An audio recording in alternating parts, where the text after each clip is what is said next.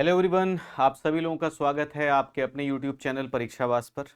मेरा नाम है मोहम्मद नवाजिश और मैं आप लोगों के लिए एक और इम्पॉर्टेंट टॉपिक लेकर के आया हूं। तो आज के इस वीडियो में हम लोग एक बहुत ही इम्पॉर्टेंट टॉपिक के बारे में बात करने वाले हैं। और ये टॉपिक है क्या?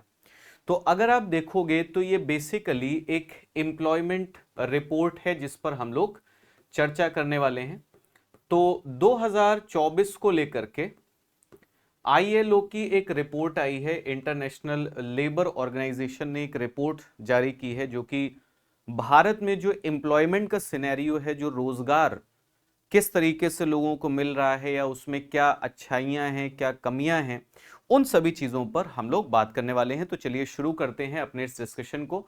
देखो, जैसा कि मैंने बताया कि 2024 में दो संस्थाएं हैं यहां पर, याद रखना है आपको, institute for human development and international labour organisation. इन दोनों ने मिलकर के एक रिपोर्ट पब्लिश की है जिसका नाम है इंडिया एम्प्लॉयमेंट रिपोर्ट 2024। ठीक है, अब इस पर डिस्कस करना क्यों जरूरी हो जाता है? क्योंकि हाल फिलहाल के दौर में हम लोगों ने देखा कि भाई कोविड की सिचुएशन थी, कोविड पैंडमिक था, उसकी वजह से इकोनॉमी पर इम्पैक्ट पड़ा। और रिसेंट ईयर्स में हम लोग देख रहे हैं कि ग्लोबल लेवल पर जो इकोनॉमीज हैं, जो अर्थव्यवस्थाएं हैं, उनकी जो ग्रोथ है वो थोड़ी स्लो डाउन हो रही है। तो इसलिए इन सब चीजों पर चर्चा करना जरूरी हो जाता है। सबसे पहले हम लोग बात करते हैं कि भाई सकारात्मक विकास क्या है, यानी कि पॉजिटिव डेवलपमेंट्स क्या हुए हैं, इस रिपोर्ट में क्या बताया गया है। सबसे पहली बात बताई गई कि जो एम्प्लॉयमेंट की क्वालिटी है, जो रोजगार की गुणवत्ता है, उसमें क्या हो रहा है? सुधार हो रहा है। अगर आप देखोगे, हम जितनी भी स्टेट्स हैं, भारत के जितने भी राज्य हैं, उन सभी राज्यों की बात करें तो उसमें जो एम्प्लॉयमेंट कंडीशन इंडेक्स है, नाम से आपको समझ में आ रहा है कि भाई रोजगार की जो दशाएं हैं उनको लेकर के जो सूचकांक है, वो सूचकांक हमें ये बता रहा है कि उसमें इंप्रूवमेंट हो रहा है, उसमें सुधार हो रहा है। सबसे इंपॉर्टेंट चीज ये हो जाती। अब इस इंडेक्स को अगर देखोगे कि भाई सूचकांक में क्या क्या चीजें शामिल की जाती हैं, तो जैसे देखिए जॉब क्वालिटी, भाई आपके पास काम तो है लेकिन उस काम की गुणवत्ता कैसी है। अब गुणवत्ता में क्या क्या चीजें आ जाएंगी? वेजेस, कि आपको पैसा कितना मिल रहा है, आपको तनख्वाह कितनी मिल रही है। बेनिफिट्स जो है, आप अगर कोई काम करते हो तो उसमें लाभ आपको क्या क्या मिल जाते हैं। जॉब सिक्योरिटी, कहीं ऐसा तो नहीं कि आपके पास जॉब है लेकिन कोई सिक्योरिटी नहीं है कि कब वो जॉब चली जाएगी, ये सारी चीजें। और वर्किंग कंडीशंस के आप जो जिस जगह पर, जिस प्लेस पर आप काम कर रहे हो, वहां पर चाहे फिजिकली कंडीशंस की बात की जाए या फिर मेंटली कंडीशंस की बात की जाए, वो किस तरीके की हैं। अब हमें जो ऑब्जर्व्ड इंप्रूवमेंट्स हैं वो ये देखने को मिल रहे हैं कि ज्यादातर प्रोपोर्शन जो है हमारे वर्कफोर्स का, उसको एक्सेस मिल रहा है कि वो बेटर पेइंग जॉब्स की तरफ जा रहा है और साथ ही साथ मोर सिक्योर एम्प्लॉयमेंट अपॉर्चुनिटीज। यानी कि धीरे धीरे लोगों के रोजगार की तरफ अगर देखा जाए तो एक तो उनकी जो आप कह सकते हो सैलरी है, उसमें इंक्रीमेंट हो रहा है और साथ ही साथ जो जॉब सिक्योरिटी है वो क्या हो रही है? बढ़ रही है। और इससे फायदा क्या होगा? देखिए, अगर लोगों के पास अच्छी जॉब होगी, उनकी इनकम ज्यादा होगी, उनके पास जॉब सिक्योरिटी होगी, सो ऑब्वियसली ये इकोनॉमिकली और सोशली हमारी कंट्री को क्या करेगा? हेल्प करेगा। दूसरी चीज हमें क्या देखने को मिल रही है कि हम एग्रीकल्चर से नॉन फार्म जो हमारा एम्प्लॉयमेंट है उसकी तरफ बढ़ रहे हैं। देखो, एक बड़ा सिंपल सा पॉइंट आता है कि जब भी किसी इकोनॉमी में ट्रांजिशन होता है, जब भी किसी अर्थव्यवस्था के अंदर संक्रमण होता है, तो संक्रमण यही होता है कि भाई इनिशियली जितनी भी अर्थव्यवस्थाएं होती हैं वो प्राइमरी एक्टिविटीज पर बेस्ड होती हैं, प्राथमिक क्रियाओं पर। प्राथमिक क्रियाओं में आप मेनली कह सकते हो भाई एग्रीकल्चर आता है। फिर धीरे धीरे हम प्राइमरी एक्टिविटीज से किधर चले जाते हैं? जो हमारी नॉन प्राइमरी एक्टिविटीज होती हैं, जो गैर प्राथमिक क्रियाएं होती हैं, इसमें आप देखोगे तो आपका मैन्युफैक्चरिंग आ जाएगा और सर्विस सेक्टर आ जाएगा। यानी कि आप कह सकते हो इंडस्ट्रीज, उद्योगों में रोजगार मिलना शुरू होगा, सेवा क्षेत्र में रोजगार मिलना शुरू होगा। तो भारत के अंदर हमें ये सिग्नल्स मिल रहे हैं कि भारत में जो एम्प्लॉयमेंट है, वो एम्प्लॉयमेंट हमें देखने को मिल रहा है कि हम एग्रीकल्चर से किधर शिफ्ट कर रहे हैं? इंडस्ट्रीज की तरफ और सर्विसेज की तरफ जा रहे हैं। अब जैसे यहां पर अगर आप देखोगे, ये 2011 से लेकर के 2021 तक के आंकड़े हैं। ये हमें क्या बताते हैं? इन आंकड़ों में अगर हम देखें तो 2011 में हमें देखने को मिल रहा है कि हमारा जो टोटल वर्कफोर्स था, यानी कि कुल काम करने वाले जो लोग थे, उसमें 49.26% लोग किसमें हैं, ये आपका प्राइमरी सेक्टर में है, यानी कि एग्रीकल्चर में है। ठीक है, 2021 तक आते आते इनका परसेंटेज घट करके कितना हो गया, ये घट करके हो गया 43.96%, यानी कि आप देखोगे यहां पर हम कितना है 49.26% पर हैं। लगभग आप कह सकते हो 49% से घट करके हम कहां पर आ जाते हैं, लगभग 44% पर आ जाते हैं। यानी कि जो हमारा प्राइमरी सेक्टर है उसमें अगर वर्कफोर्स पार्टिसिपेशन की बात की जाए तो 5% की उसमें हमें लगभग कमी देखने को मिल रही है। अगर हम इंडस्ट्रीज की बात करेंगे, सेकेंडरी जो एक्टिविटीज है हमारी, तो 2011 में 23.11% है और वो यहां पर बढ़ करके कितना हो जा रहा है 25.34%। सर्विसेज की बात करोगे तो सर्विसेज का जो परसेंटेज था वो 27.53% था अगर 2011 की बात की जाए, और यहां पर अगर हम आए तो 30.7% बढ़ गया है। ठीक है, यानी कि 30.7% पर हम लोग पहुंच गए, तो लगभग आप कह सकते हो 2.5-3% का इंक्रीज यहां पर भी हुआ।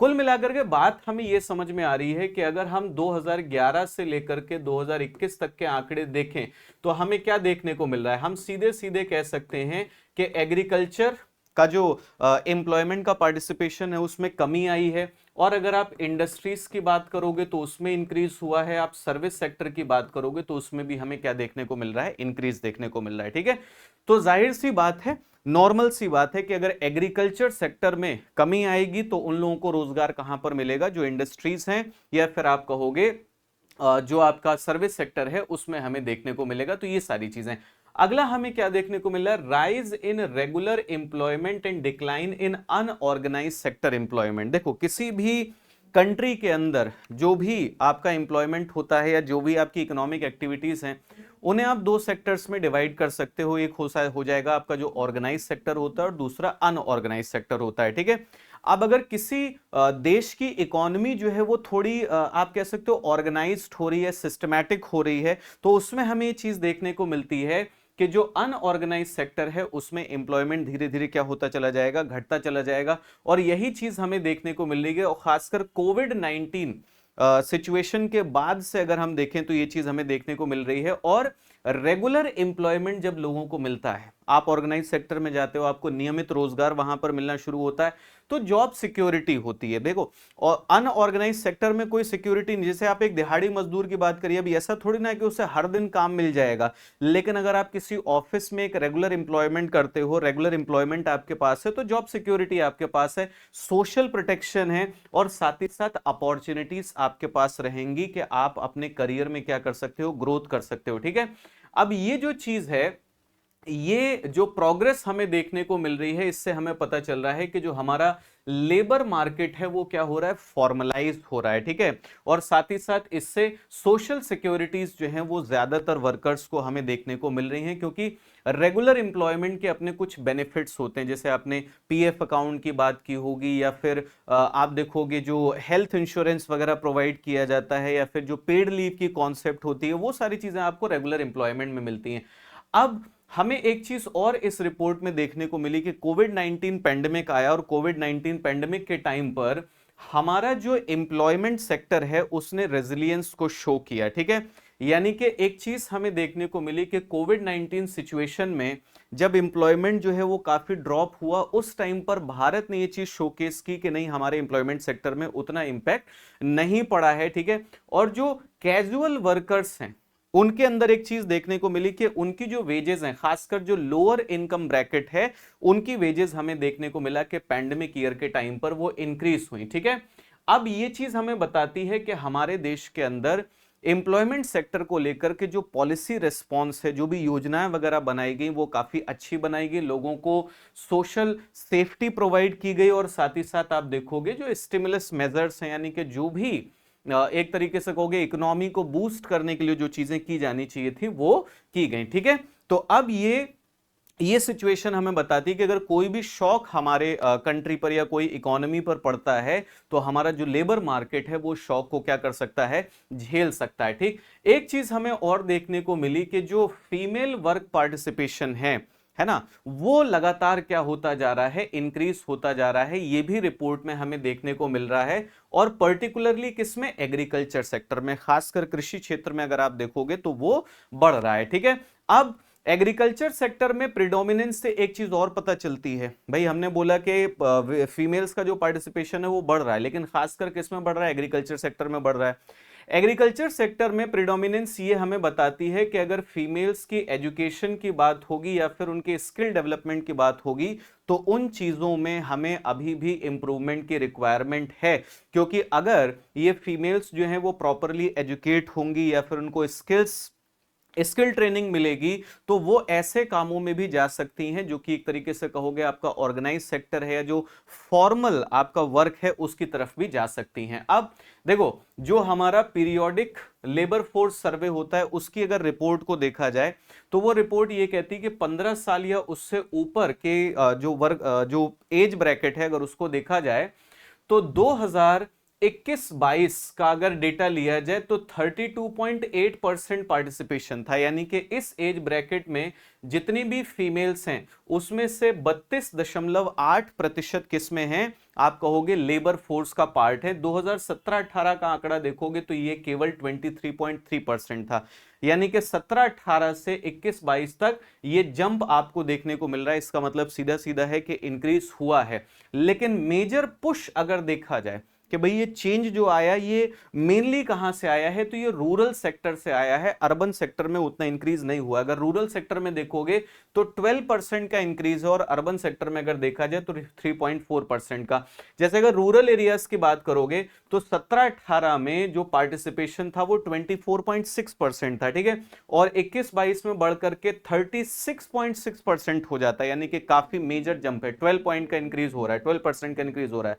अगर आप अर्बन एरियाज में देखोगे तो जो परसेंटेज, मतलब 2017-18 में देखोगे तो केवल 20.4% का पार्टिसिपेशन था, और 21-22 में बढ़कर के 23.8% हो जाता है। तो ये चीज ध्यान रखना है। जैसे यहां पर भी हम देखेंगे कि भाई अगर रूरल एरियाज की बात की जाए तो 36.6% फीमेल्स जो हैं 15 साल या उससे ज्यादा की अगर आप देखोगे तो उनका पार्टिसिपेशन, और मेल्स में ये पार्टिसिपेशन 78.2% का है। ठीक है, और अगर जो हमारा मेन इकोनॉमिक एज ग्रुप है 15 से 59 का, अगर उसकी बात की जाए तो फीमेल्स का पार्टिसिपेशन 39.3% है, 39.3%, और मेल्स को अगर आप देखोगे तो कितना आ जाता है, 82.1% आ जाता है। इस चीज को आप लोग ध्यान रख लीजिएगा। ठीक है, अब अगर अर्बन एरियाज की बात कर लें, अर्बन एरियाज में 15 साल या उससे ऊपर देखोगे तो पार्टिसिपेशन फीमेल्स का 23.8% है, लेकिन 15 से 59 के बीच में अगर देखा जाए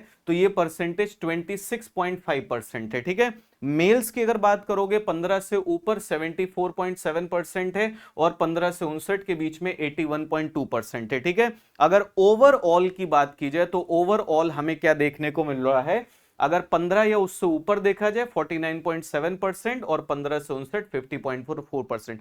ये सारे के सारे फैक्ट्स जो हैं आपके लिए इंपॉर्टेंट है। अगर पूरी इंडिया की हम बात करें, हम रूरल अर्बन ना बोल करके पूरी इंडिया की बात करें, तो पूरी इंडिया में 15 या उससे ऊपर फीमेल्स का परसेंटेज है 32.8%। ठीक है, और मेल्स का अगर आप देखोगे तो 77.2%।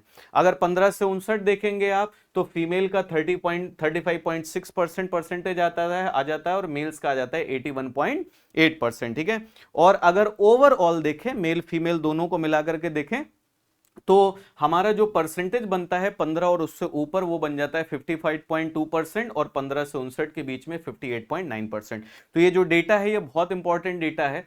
ठीक, अब सिंपल सी बात ये आ जाती है कि अगर हमें विमेन्स के इकोनॉमिक पार्टिसिपेशन को या लेबर पार्टिसिपेशन को बढ़ाना है, उनके एम्पावरमेंट की बात करनी है, उनके इकोनॉमिक इंक्लूजन की बात करनी है, तो हमें उनकी एजुकेशन, उनके स्किल डेवलपमेंट पर क्या करना पड़ेगा, ध्यान देना पड़ेगा। क्योंकि हमें यह समझना पड़ेगा कि किसी भी देश की पॉपुलेशन जो है वो मेल और फीमेल दोनों से मिल करके बनती है। और अगर ऐसा हमें देखने को मिल रहा है कि फीमेल्स का ओवरऑल अगर पैन इंडिया लेवल पर पार्टिसिपेशन देखोगे, आपने यहां पर देखा पैन इंडिया लेवल पर जो पार्टिसिपेशन है वो कितना है, अगर हम वर्किंग एज ग्रुप की बात करें तो केवल 35.6% है। इसका मतलब ऑलमोस्ट 65% फीमेल्स जो हैं वो अभी भी इस फिगर से बाहर हैं, तो उस पर हमें काम करने की जरूरत है। अब चलते हैं कि भाई चुनौतियां क्या हैं या फिर जो इमर्जिंग ट्रेंड्स हैं वो हमें क्या देखने को मिल रहे हैं। देखो इमर्जिंग ट्रेंड्स में सबसे पहली चीज ये आ जाती है कि हालांकि बदलाव जरूर हो रहा है, लेकिन अभी भी एग्रीकल्चर सेक्टर क्या कर रहा है, डोमिनेट कर रहा है। ठीक है, अभी भी हमें देखने को मिल रहा है कि हमारी इकोनॉमी डाइवर्सिफाई तो हो रही है, हमारी इकोनॉमी में एग्रीकल्चर के साथ साथ इंडस्ट्रीज हो गई, सर्विस सेक्टर हो गया, ये सब ग्रो तो कर रहे हैं, लेकिन फिर भी हमें क्या देखने को मिल रहा है कि अभी भी एग्रीकल्चर सेक्टर की डोमिनेंस जो है वो बनी हुई है। इसका मतलब ये है कि अगर हमें एग्रीकल्चर सेक्टर पर अपनी इस डिपेंडेंसी को कम करना है, हम चाहते हैं कि हमारे बाकी सेक्टर्स जो है वो एम्प्लॉयमेंट प्रोवाइड करना शुरू करें, तो इसके लिए हमें स्ट्रक्चरल रिफॉर्म्स की जरूरत है, हमें इन्वेस्टमेंट की जरूरत है, ताकि बाकी सेक्टर्स इतने स्ट्रांग हो पाएं, हम लोगों के एजुकेशन पर ध्यान दें, उनके स्किल डेवलपमेंट पर ध्यान दें, तब ये चीज हो पाएगी। जैसा कि मैंने बताया, देखो अभी भी 2021 का आंकड़ा भी अगर आप देखोगे, हालांकि चेंज हुआ है, लेकिन अभी भी आपको क्या देखने को मिल रहा है, एग्रीकल्चर सेक्टर अभी भी कितने लोगों को एम्प्लॉयमेंट प्रोवाइड कर रहा है, 43.96%। इंडस्ट्रीज को देखोगे 25.34%, सर्विसेज की बात करोगे तो 30.7%। तो हालांकि इंक्रीज हुआ, एग्रीकल्चर में डिक्रीज हुआ है, लेकिन अभी भी डोमिनेंस हम किसकी देख रहे हैं, डोमिनेंस हम देख रहे हैं कि वो एग्रीकल्चर सेक्टर की, ये भी ध्यान रखना है। एक और चीज आती है, अगर हम चैलेंजेस की बात करें तो स्किल मिसमैचेस हैं और एजुकेशन डिस्पैरिटीज हैं। देखो एक सिंपल सी बात ये आ जाती है कि अगर आप वर्कफोर्स की बात करोगे तो इसमें एक चीज है कि कैपिटल और स्किल इंटेंसिटी ऑफ प्रोडक्शन, ठीक है, इसको अगर देखा जाए तो उसमें जो लोगों के पास स्किल्स होती हैं, जो वर्कफोर्स है हमारा उसके पास जो स्किल्स होती हैं, और एम्प्लॉयज जो स्किल्स डिमांड करते हैं, अगर वो सेम हैं, वो अच्छी हैं, तो चीजें बढ़िया होंगी। लेकिन अगर उसके बीच में हमें मिसमैच देखने को मिल रहा है तो इससे हमें प्रॉब्लम जो है वो देखने को मिल जाएगी। और खासकर हमारा जो एजुकेटेड यूथ है, उस एजुकेटेड यूथ के अंदर एक चीज देखने को मिल रही है कि भाई जब वो इंडस्ट्रीज में जाते हैं या सर्विस सेक्टर में जाते हैं, तो एक तो चीज हो रही है कि उन्हें एजुकेशन मिल क्या रही है, उनकी स्किल डेवलपमेंट क्या हो रही है, एक तो वो चीजें हैं कि उनके पास स्किल्स हैं क्या, और दूसरा है कि इंडस्ट्रीज और सर्विस सेक्टर डिमांड क्या कर रहा है, उसके बीच में हमें डिस्क्रिपेंसी देखने को मिल रही है, उसके बीच में हमें देखने को मिल रहा है कि भाई डिफरेंस है, जो मांगा जा रहा है वो कुछ और है, जो वो लेकर के आ रहे हैं वो कुछ और है, तो इस पर भी हमें ध्यान देने की जरूरत है। इसके बाद आ जाएगा जेंडर डिस्पैरिटीज इन वर्कफोर्स पार्टिसिपेशन। बहुत सिंपल सी बात है, मैंने कहा किसी भी देश की आबादी जो है ना, 100% पॉपुलेशन जो है, उस पॉपुलेशन के अंदर मेल्स भी हैं और फीमेल्स भी हैं। ठीक है, अब अगर ऐसा होगा कि भाई सिर्फ मेल्स का पार्टिसिपेशन हमें देखने को मिल रहा है, फीमेल्स का पार्टिसिपेशन उतना देखने को नहीं मिल रहा है, तो इससे इकोनॉमी की जो ग्रोथ है, इकोनॉमी की जो ग्रोथ एंड डेवलपमेंट है, उसके ऊपर इंपैक्ट पड़ेगा। हमें फीमेल्स के अंदर देखने को मिल रहा है कि उनका पार्टिसिपेशन एक तरफ तो लो है, या फिर अगर वो काम कर रही हैं तो लो पेइंग जॉब्स में कर रही हैं, उनके इनफॉर्मल रोल्स हैं। ठीक है, इन सभी चीजों को सुधारने की जरूरत है। अब ये देखिए, जो जेंडर डिस्पैरिटी है, ये हमारे जो सोशल नॉर्म्स हैं, है ना, जो हमारा समाज का ताना बाना है, उसकी वजह से आप देखोगे एक्सेस टू एजुकेशन, भाई जब मेल और फीमेल एजुकेशन की बात की जाती है तो मेल्स के लिए एजुकेशन जो है वो ज्यादा एक्सेसिबल है, फीमेल्स के लिए उतना नहीं है। स्किल ट्रेनिंग की आप बात करिए, ठीक है, और फिर इकोनॉमिक एम्पावरमेंट की बात है यहां पर कि महिलाओं का आर्थिक सशक्तिकरण उतना बेहतर तरीके से नहीं हो रहा है।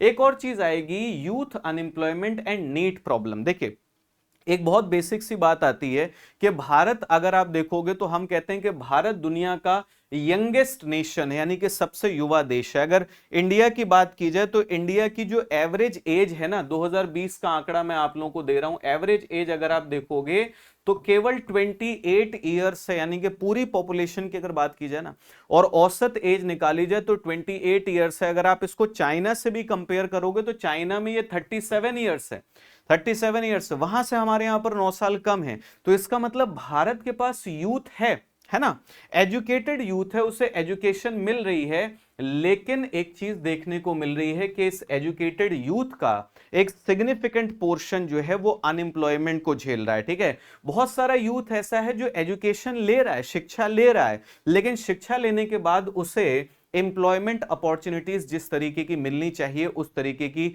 अपॉर्चुनिटीज नहीं मिल रही हैं। और ऑब्वियस सी बात है, देखो यूथ एक ऐसी एज होती है जहां पर एनर्जी है, है ना, जहां पर होप्स हैं, एस्पिरेशंस हैं, और इंसान अपनी पढ़ाई लिखाई पूरी कर ले, उसे जॉब ना मिल पाए, तो ऑब्वियस सी बात है कि ये चीज जो है एक तरीके से डिप्रेशन का रीजन बनेगी, डिसइल्यूजनमेंट होगा। ठीक, अब यहां पर एक चीज और आती है, youth not in employment education and training, इसे कह रहे हैं NEET, not in employment education and training. अब इसमें आप देखोगे 2022 का आंकड़ा हमें बताता है कि 28%, ठीक है, 28% जो आप कहोगे यूथ है, वो यूथ हमारा ना तो एम्प्लॉयमेंट में है, ना एजुकेशन में है, ना ट्रेनिंग में है, समझे। तो ये जो कि एज होती है किसी कंट्री के लिए रिसोर्स बनने का, अगर ऐसा होता है तो ये बर्डन बन करके रह जाएगा। अब देखिए यहां पर मिंट की एक रिपोर्ट को मैं कोट कर दे रहा हूं, ये आईएलओ की रिपोर्ट है। आईएलओ की रिपोर्ट ये कहती है कि 2000 में, सन 2000 में अगर आप देखोगे, ऐसे जितने भी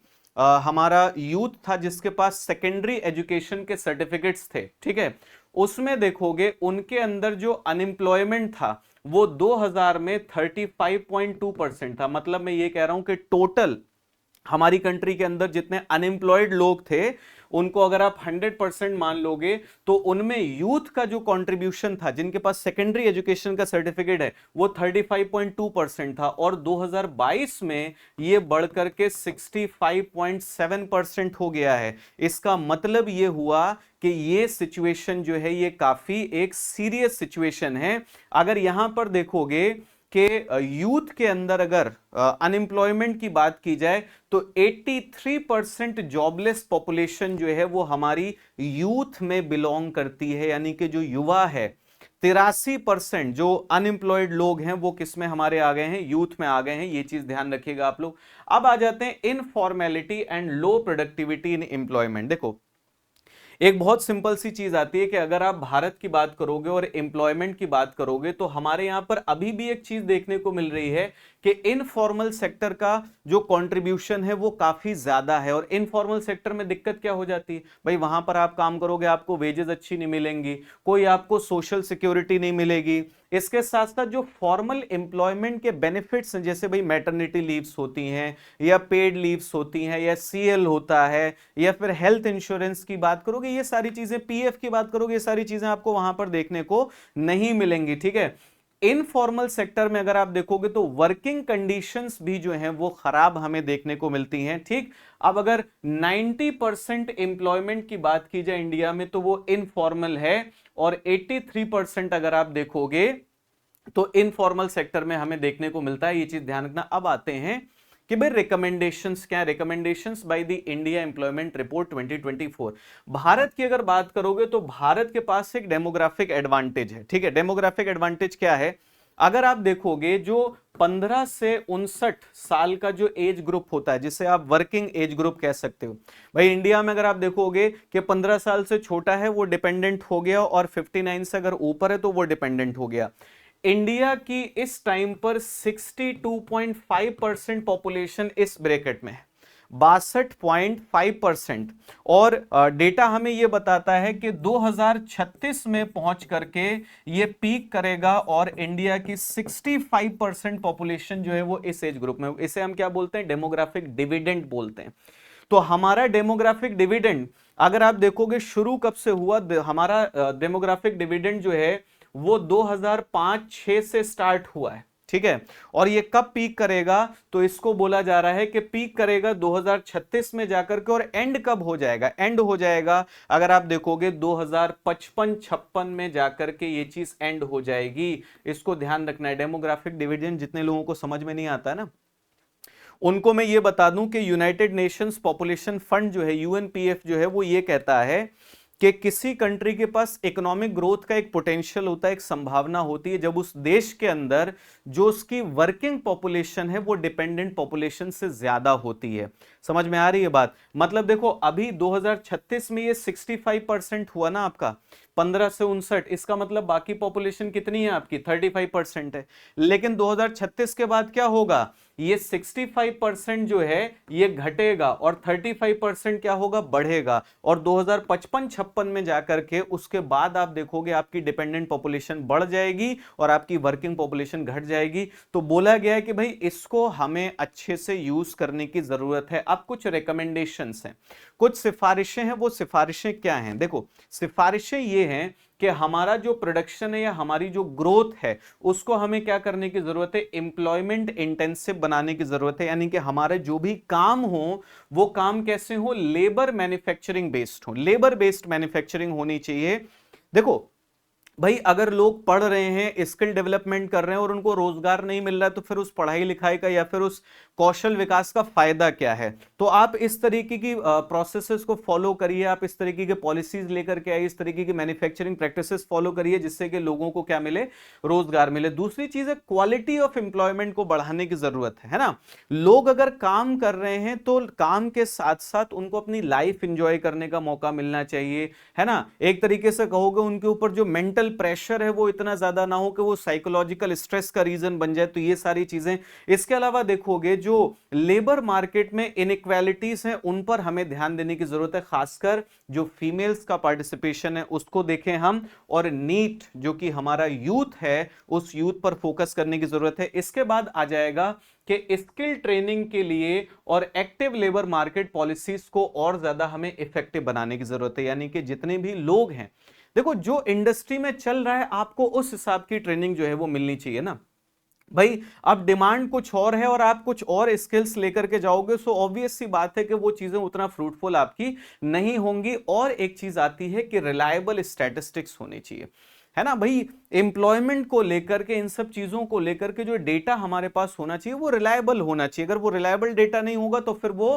काम नहीं करेगा, ठीक है। तो ये सारी की सारी चीजें हम लोगों ने डिस्कस की, बहुत ही इंपॉर्टेंट टॉपिक है, इस पर आप सभी लोग थोड़ा सा ध्यान दीजिएगा, है ना। ये एक ऐसा टॉपिक है जो मेंस में भी आपके काम आ सकता है और प्रीलिम्स में भी यहां से क्वेश्चंस जो हैं वो बन सकते हैं। लास्ट में आप लोगों को बता दूं हमारा जीएस का फाउंडेशन कोर्स चल रहा है जिसमें मंडे, ट्यूसडे और वेडनेसडे शाम को 8 बजे पॉलिटी की क्लास आती है। पॉलिटी क्लास आपकी फरिया मैम लेती हैं।